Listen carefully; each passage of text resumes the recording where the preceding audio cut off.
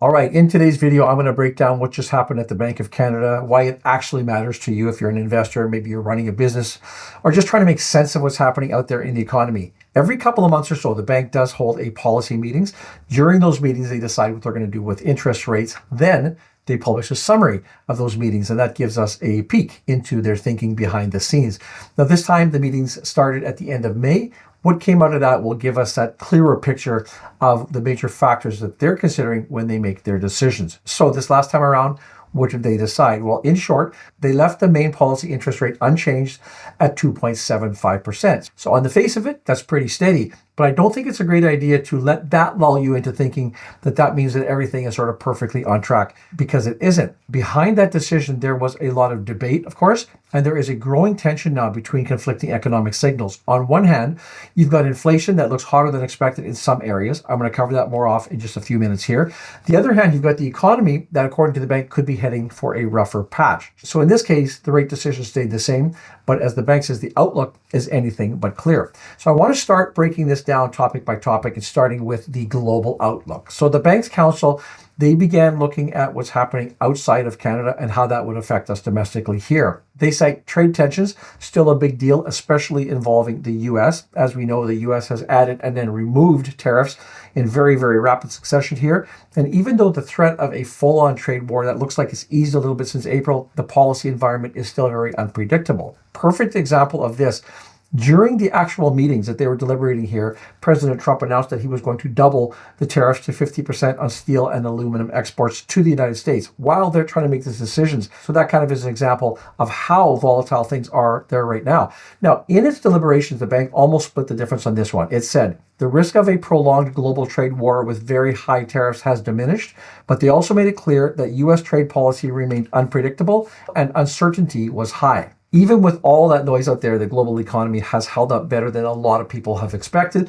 And in the US, we look, for example, spending is picking up. That's been helped by a strong job market, even though sentiment is low, although we did see that tick up again just this past week. I talked about that in my last video.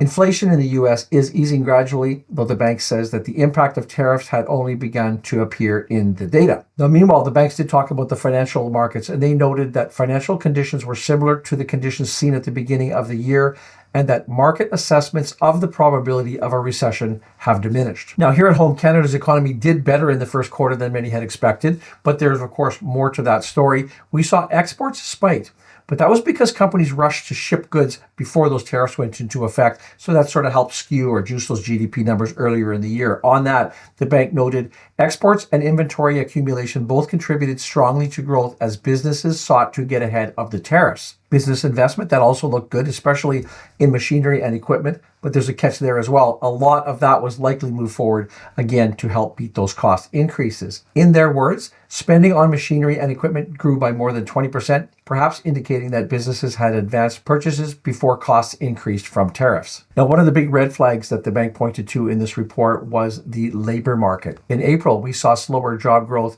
and a rise in the unemployment rate to 6.9%. Not covered in these deliberations, but since then, that rate has moved up to 7% in May. This hit was especially noticeable in manufacturing and other trade-exposed sectors. The summary noted employment growth had slowed in April, with private sector employment down, the job separation rate increased, and the unemployment rate rose. Now let's talk about inflation, because this is where things tend to get really, really tricky. Headline inflation dropped to 1.7% in April, but that's mostly because the federal carbon tax was scrapped. And without that effect, underlying inflation is actually running higher, above 3% in some of the core measures. Now, I do talk about that in more detail in an earlier video. I will put a link to that if you want to explore that a little bit farther here. As the bank put it, the elimination of the consumer carbon tax reduced the overall inflation rate by 0.6 percentage points. Excluding taxes, inflation was 2.3%.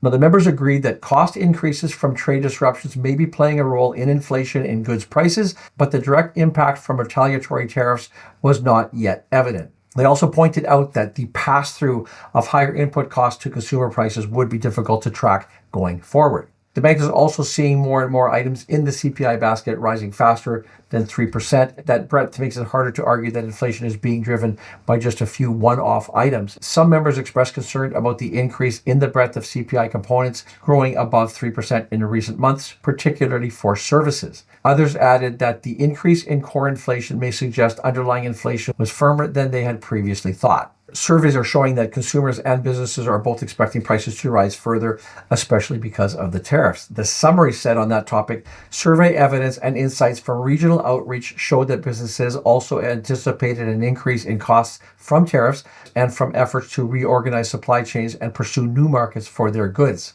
Many reported that they would be passing on these extra costs to their customers in the form of higher prices. So the bank is facing pressure from both sides here. They have slowing growth. Normally that would argue for cutting interest rates. And then they have that higher inflation, at least the core inflation, and that would normally push them to raise rates or at a minimum hold them steady. So their job here is to balance those forces. And they did admit that that is not easy. They did discuss whether they would cut rates by 0.25%, but ultimately they held off on that. The bank said, principally reflecting these considerations, Governing Council decided to maintain the policy interest rate at 2.75% as they continue to gain more information about U.S. trade policy and its impacts on the Canadian economy. They are essentially focused on four key things right now. Number one, how much tariffs reduce demand for Canadian exports. Number two, whether that slowdown spreads to jobs and investment. Number three, how quickly those businesses pass on those higher costs to consumers.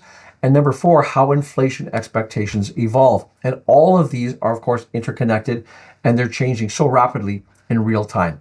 Now, one important point that they raise is that while inflation might ease as the economy slows, it could also stay high if businesses use tariffs as an excuse or as a reason to raise prices. The bank explained the direct impact of tariffs would only begin to show up in consumer prices in the coming months. And while total inflation dropped because the carbon tax was removed, the tax effect would fall after a year while the pass-through from tariffs could persist. Members also pointed out that with growth expected to slow and unemployment expected to rise, further slack in the economy would open up and put downward pressure on inflation. At the same time, we have those underlying inflationary pressures that could persist for an extended period of time as consumers and businesses adapt to rewiring the global trade. Now, in the end, as I say, in this time, the bank decided to hold the line on the rates, but they did make it clear, abundantly clear, they are staying flexible. If the economy slows more than expected and inflation pressures cool, they could cut rates. But of course, if that inflation stays sticky, they may have to stay on pause or even probably in a worst case scenario, hike rates even higher. It all depends on how things evolve. They did emphasize, in light of the considerable uncertainty about trade policy and its impact on the Canadian economy and inflation, governing members agreed to be less forward-thinking than usual, with particular attention to the risks. So for investors, for anyone who's watching interest rates, this is the bottom line. Rates are steady for now, but we have this ongoing tug of war between trade, inflation, and growth, and that is just getting stronger and stronger as the weeks go by. I certainly don't expect a quick return to any level of certainty here. The bank is trying to walk a tightrope here. They're trying to keep inflation under control without choking off growth in this very uncertain environment. So there you go. You're all caught up to date. Don't forget to subscribe. Don't forget to like this video. As always, I say thank you for watching. We'll see you in the next video.